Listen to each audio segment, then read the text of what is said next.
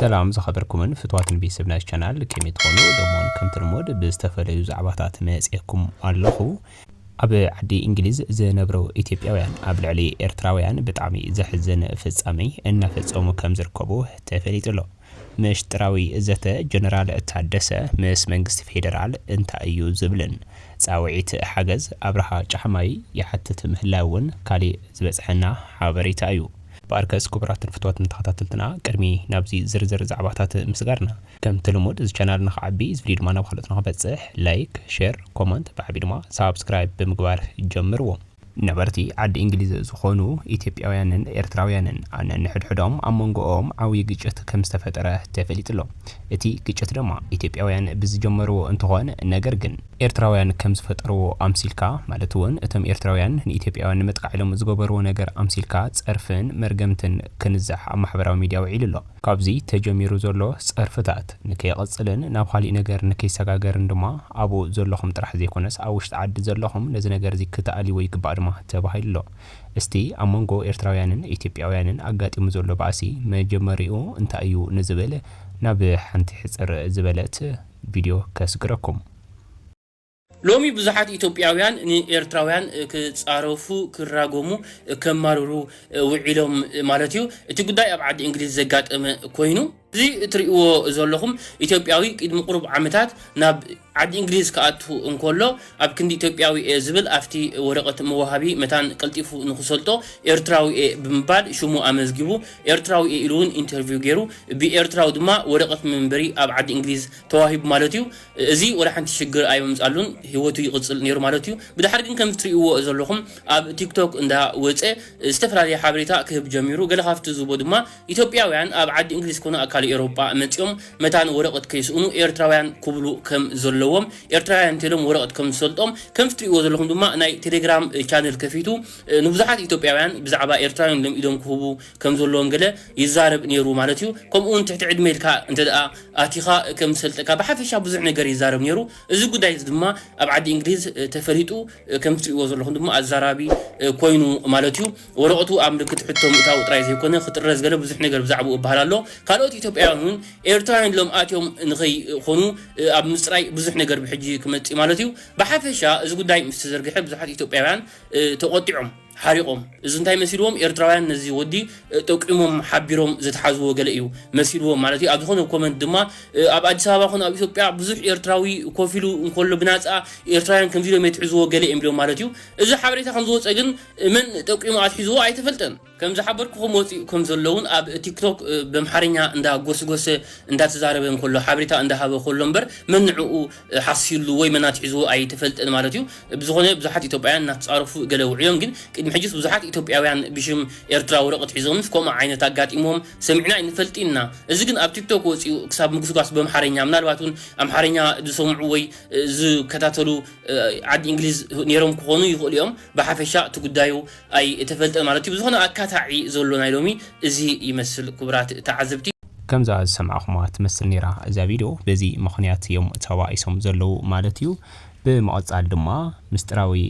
زات جنرال ታደሰ ወረደ ምስ መንግስቲ ፌደራል ኢትዮጵያ ከም ዝገበረ ተፈሊጥሎ እቲ ዘተ እንታይ እዩ ዝብል ድማ ፕሬዚደንት ግዚያዊ መምሕዳር ትግራይ ጀነራል ታደሰ ወረደ ዘመነ ስልጣኑ ቅድሚ ምብቅዑ ምስ ፌደራል አካላት ብምርኻብ ግዚኡ ንምንዋሕ ዝዓለመ ምስጢራዊ ድርድር ከም ዝጀመረ ተገሊጽሎ እቲ ዘተ ኣመንጎ ክልተ ትግራይን ፌደራል መንግስትን ዘሎ ወጥሪ ንምህዳን ሙሉእ ሰላም ንምስጋርን ዝዓለመ ምዃን ድማ ይሕበር ኣሎ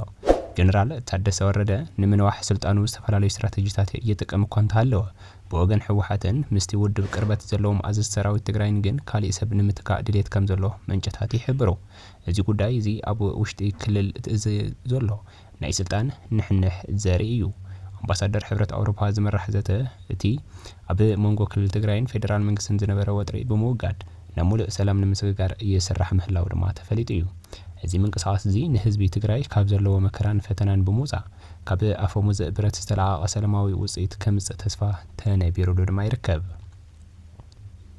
እቲ ዝካየድ ዘሎ ዘተ ኣብ ልዕሊ ህዝቢ ትግራይ ተነቢሮም ዝነበሩ እገዳታት ንመልዓል ዓብይ ተራ ከም ዝህልዎን ብዙሓት ይኣምኑ ካብቶም ቀንዲ ነጥብታት ድማ መኽፋት ስርዓት ባንክን ቀረብ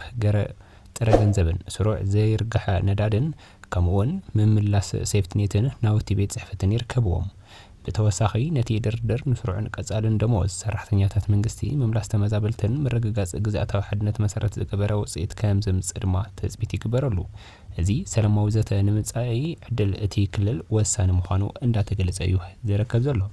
ይኹን እምበር መራሕቲ ሕወሓትን ኣዘዝቲ ሰራዊት ትግራይን ናብ ካሊእ ኣቅጣጫ ያምርሑ ምህላዎም ተፈሊጡ ኣሎ እቲ ኣቅጣጫ እንታይ እዩ ንዝብል ድማ ብፍላይ ኣብዚ ሰሙን እዚ ዝግበር ዘሎ ነገር ንብረታት ካብ ትግራይ ጽዒንካ ብሽራ ቢልካ ብራማ ክወጽእ ኣብ ዝግበር ዘሎን ብዝተፈላለዩ መንገድታት ኤርትራ ተዓጺዩ እኳ እንተነበረ ሕጂ ግን ክፍቲ ብምግባር ጽምዶ ብዝብል ሰበብ ብዙሓት ናውቲ ይወጽ ምህላዎም እዩ ካሊእ ድማ ነዚ ነገር እዚ ዘባእስን ሓድሽ ኩናት ንምውላዕ ድማ ይሸባሸቡ ምህላዎም እዩ ውድብ ህዝባዊ ወያነ ሓርነት ትግራይ ሕወሓት ፍልይ ብዝበለ ትማሊ ኣብ ሰሙናዊ መልእኽቲ ኢሉ ብዝሃቦ መልእኽቱ ንዝተፈላለዩ ውድባት ዝጸረፈ ዋላ እኳ እንተኾነ ብፍላይ ንሓራ ሰራዊት መሬት ትግራይ ግን ብጣዕሚ ከም ዘንቋሸሾምን ሓድሽ ውግእ ክበዓሎም ክጅምሩ ከም ዝደለዩን እዩ ተናጊሩ ዘሎ ካብዚ ብምብጋስ ድማ ንቐጻሊ ዘለውና ዕማማት ከነዓምምና ብዝብል ናብ ዞባታትን ወረዳታትን ጣብያታትን ትግራይ ሓድሽ ደብዳቤ ከም ዘለኣኸ ተፈሊጡ ኣሎ እቲ ደብዳቤ ድማ ደቅኹም ኣዳልዎም ብፍላይ እቶም ቅድሚ ሕጂ ዘያጋደለ ስድራን ክሳብ ሕጂ ዝተሰውአ ዘይብሉን ምልስ ተጋዳላይን ፌደራል ፖሊስን መከላከያ ሰራዊትን ዝነበረ ካብ ሰራዊት ትግራይ ኸዲዑ ዝነበረን ብቐዳምነት ከም ዝኣቱ ተፈሊጡ ኣሎ እዚ ድማ ውጽኢት ናይ ቀጻሊ ዝገብርዎ ኩናት ማርኣያ እዩ ውዕሊ ፕሪቶሪያ ከይትግበር ኣጊድና ዘሎ ሰራዊት ምክልኻል ኢትዮጵያ እዩ ይብል ማለት እውን ፌደራል መንግስቲ ውዕሊ ፕሪቶሪያ ከትግበር የብሉን ባህላ እዩ ይብሉ ማለት እውን እቶም ሕወሓት ይኹን እምበር ጸላይ ካብ መሬት ትግራይ ይውጻልና ናበልካ ፋኖ ግን ኣብ ማእኸል ትግራይ ክዕንደር ይግበር ኣሎ ንኣብነት ፋኖ ዘለውን ከባቢታት ብርክት ዝበላ ዋላ እኳ እንተኾና ከም ኣብነት ንምጥቃስ ዝኣክል ፍልይ ዝበለ ስርሒት ታሪኽ ዝተሰርሐላ ወፍሪ ኣሉላ ተባሂሉ ዝተወድአላ ከተማ ኣበርገለ የጭላ ሕጂ ኣብ ኢድ ሰራዊት ፋኖ ትርከብ ኣብ ኢድ ፋኖ ወዲቕ ኣብ ዘለትሉ ሰዓት ህዝባ ለይቲ ቤተ ክርስቲያን ክስዕምን ለይቲ ክንቀሳቐስን ናብ ስርሑ ክኸደሉ ከም ዘይኽእል ዝኾነት ከተማ ሓንቲ እያ ስለዚ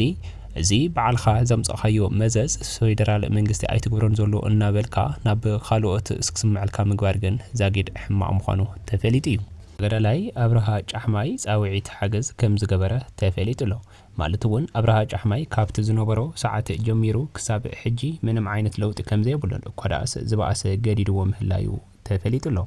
ቅድም ክብል ሓደ ሓውና ከምዚ ኢሉ ፖስት ነይሩ ማለት እውን ሓንቲ ሓጻር ቪድዮ ናይ ኣብርሃ ጫሕማይ ታሪእ ቪድዮ ለቂቑ ነይሩ ድሕሪ ህልው ኩነታት ጥዕና ተጋዳላይ ኣብርሃ ጫሕማይ ዝምልከት ድማ ከምዚ ክብል ኣብርሂልና ኣሎ ብዝተሓተቶ መሰረት እውን ይመልሲ እዩ ናይ ተጋዳላይ ኣብርሃ ጫሕማይ ቪድዮ ፖስት ምስ በልክዎ ብቪድዮ ርኢኹም ብዙሓት ብውሽጢ መስመር ሓቲትኩም ነኢኹም ይብል ኣብርሽ ደጊሙ ሓሚሙ ድዩ ወይ እዚ ቪድዮ ዝጸንሐ ድዩ እዚኦም ካልኦትን ብርክት ዝበሉ ሕትትኩም ነርኩም ኢኹም ህልው ኩነታት ጥዕና እቲ ተላቂቑ ዘሎ ቪድዮ ተጋዳላይ ኣብርሃ ጫሕማይ ግልጽ ንምግባር ድማ እቲ ተላቂቑ ዘሎ ጸንሐ ዘይኮነስ ናይ ሕዚ ኩነታቱ ዝገልጽ እዩ እቲ ዝረኣኹሞ ቪድዮ ድማ እዚ ንብዙሓት ግዜ ክጥቀመሉ ሒዝዎ ዝመጸ ኔብላዘር እዩ ጥቕሙ ከዓ ኩነታት ኣየር ክዘባርቕ ከሎ ወይ ከዓ ቁሪ ክኸውን ከሎ ስለ ዝዕፍኖ ግድን ዝጥቀሞ እዩ ኣብዚ ሕዚ ሰዓት ከዓ ናይ መቐለ ኣየር ኩነታት ኣይኾነን ንኣብርሃ ጫሕማይ ንዓና እውን ኣጸጋሚ እዩ ኮይኑ ዘሎ ስለዚ እዩ ድማ ኔብላዘር ዝጥቀም ዘሎ በዚ ምኽንያት ከዓ ኣብ ቀረባ ንዚያት ቼክ ንኽገብር ናብ ህንዲ ዳግማይ ከኸይድ ብዶክተር ደብዳቤ ተጻሒፉሉ ኣሎ ካሊእ ጥዕኑ ብጣዕሚ ሰላም እዩ ብተወሳኺ ምስሊ ድማ ኣብ ኮመንት ከቕምጠልኩም እየ ኢሉ ሓደ ሓውና ፖስት ከም ዝገበረ መሰረት እቲ ኣብ ኮመንት ዘቕመጠልና ምስሊ ድማ እዚ ክትሪእዎ ዘለኹም ቪድዮ እዩ